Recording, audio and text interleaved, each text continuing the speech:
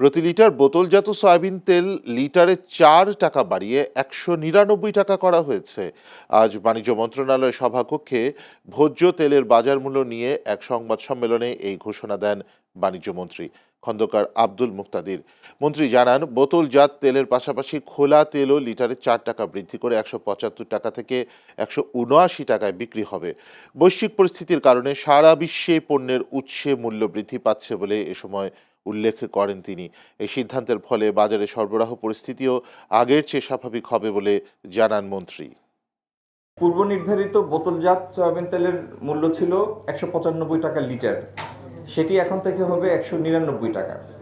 আর একইভাবে লুজ সয়াবিনের সাথেও সমপরিমাণ যোগ হবে লিটার প্রতি 175 থেকে 179 হবে।